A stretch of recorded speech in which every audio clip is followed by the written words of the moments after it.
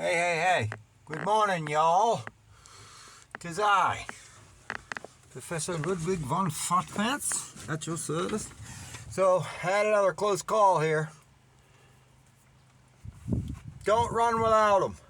Don't run without them. And I mean fire extinguishers. It's the third time this year that I have avoided major catastrophe. So anyway, I fired this up and I was going down the skid what I cut here this morning, and I put my fan motor here on this, because it's cold. It's only like, maybe 45, and the wind's blowing and rainy. It's miserable. So I put my heat on, and with the motor running, I couldn't tell if the fan was turning or not.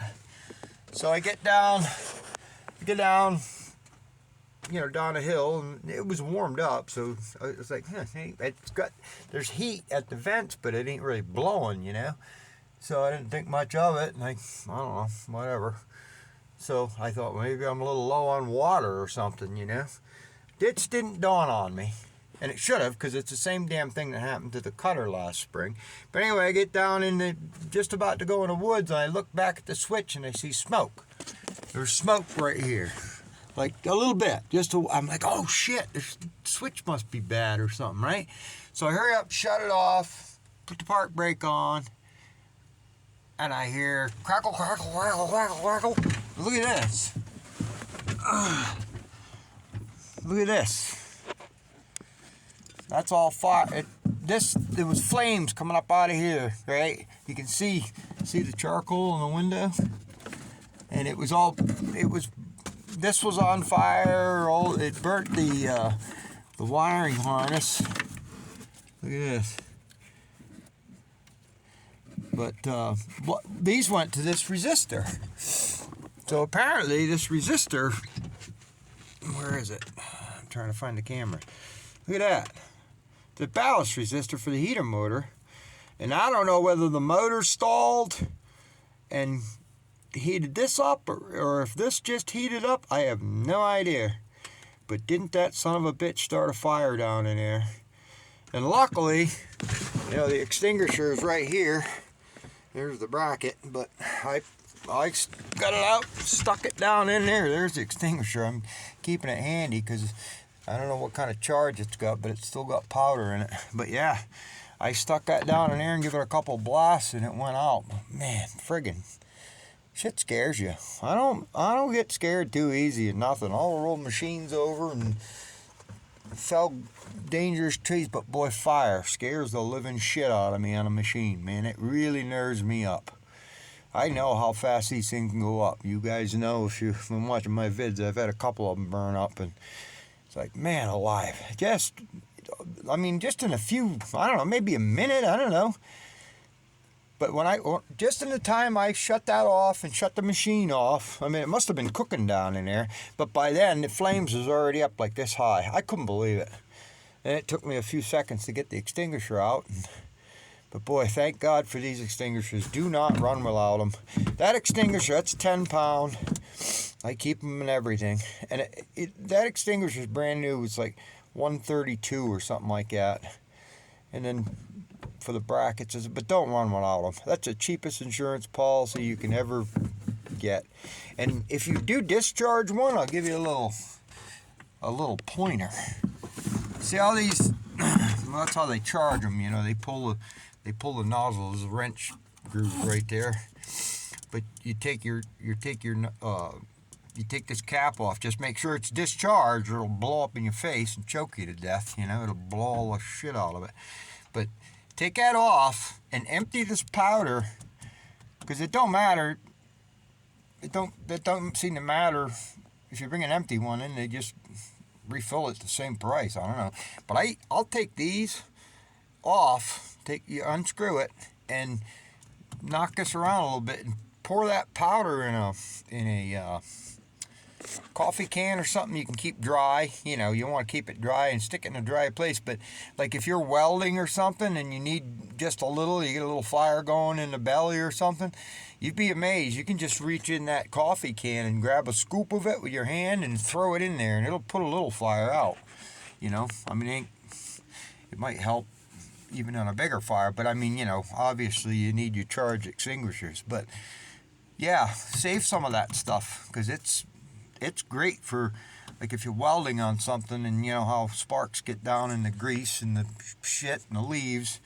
I usually always water things down good before I do that, but even then, you know, grease fire, it'll light it up, and water don't necessarily put it out. So, but boy, I'll tell you, a little bit of that powder, you just grab a handful of it and poof. But you can see I got it all over me. About choked me to death in here, but got it out. I'm telling you. Whew, that's scary. That is scary. All right, well, I don't know. I'll make it short and sweet. Oh, there's my, I was going to make a vid when I was done with it, and I I tried to be done with it this weekend, but that didn't work. I'll tell you why. Get on out of here if I can without killing my stupid fool-ass self. Oh, I'm old and feeble. Oh, yeah. Oh. But anyway, that's my $2,500 truck. What do you think of that?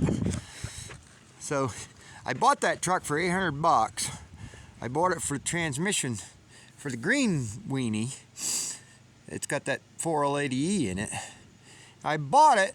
I got it home. I drove it around a little bit. I said, this son of a bitch runs beautiful.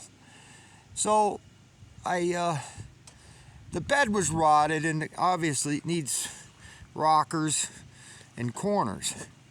And I just pulled this door handle off the other day like a dummy. But I got a set of door handles in here for it. I just didn't get a chance to put them on yet. Look at the inside of this truck. This truck's in nice shape. Don't mind my pew-pew. Keep that handy. But yeah, I got a new set of door handles for it. I got to put them on later. But what a nice little truck. This thing runs like a top. Drives nice. Thing had brand new tires on it. So I was like, hell. So I had to put a muffler on it. And I bought this body down in North Carolina. I give $1,000 for that body, and it is in nice shape.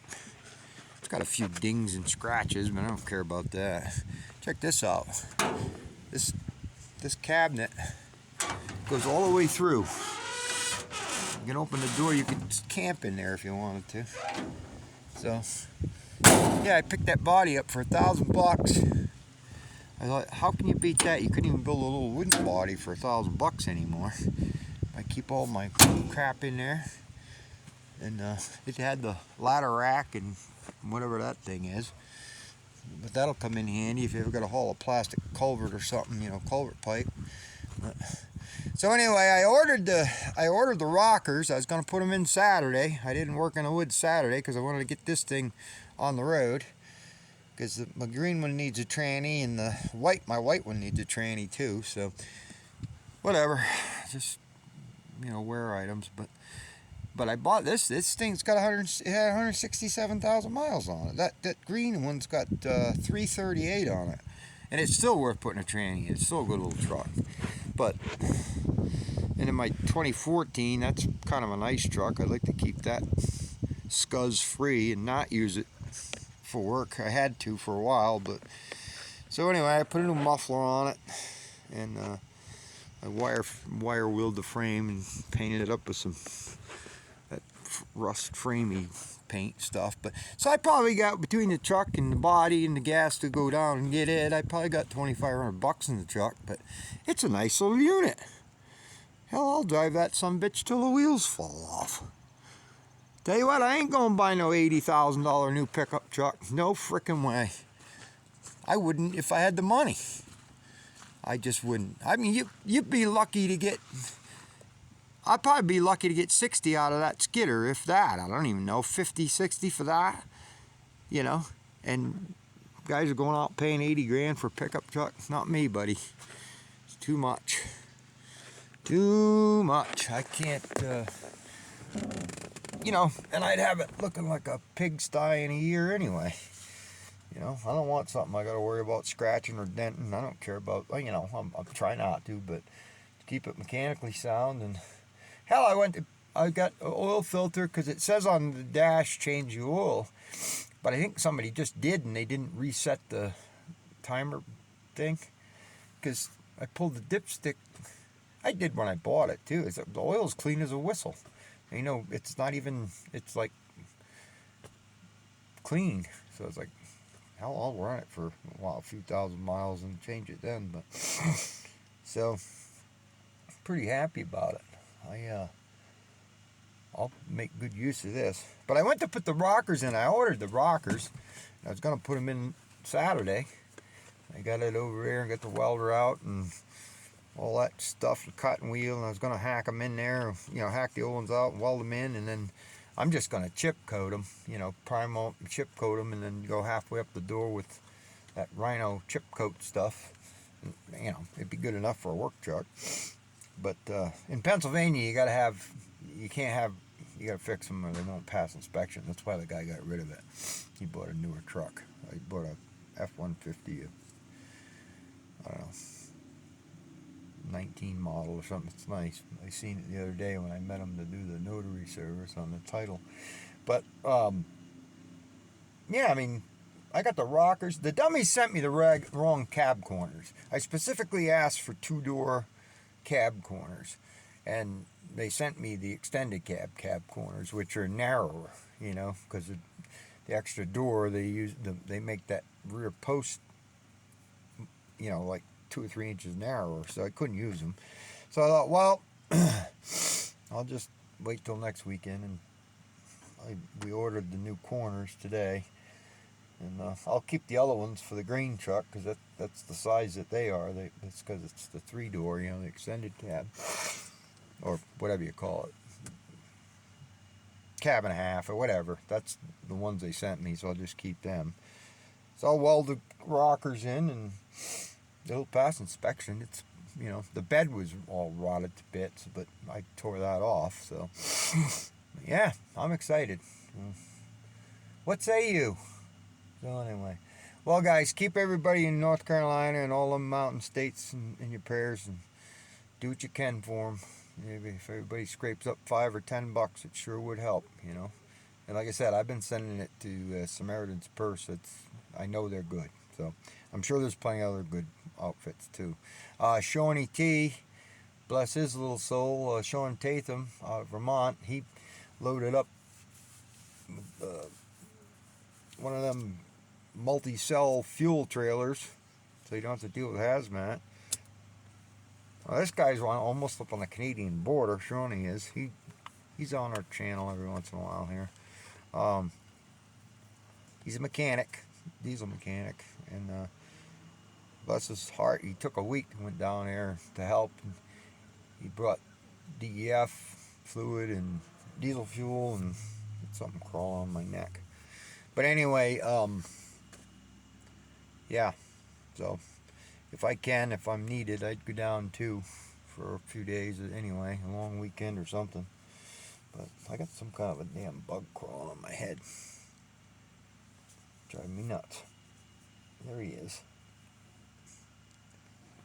Some kind of a gnat. But alright, well, I'll let you guys go. Love you all. Thanks for subbing and commenting, and I'll try and get back to you best I can. So, ta-ta, and have a wonderful day.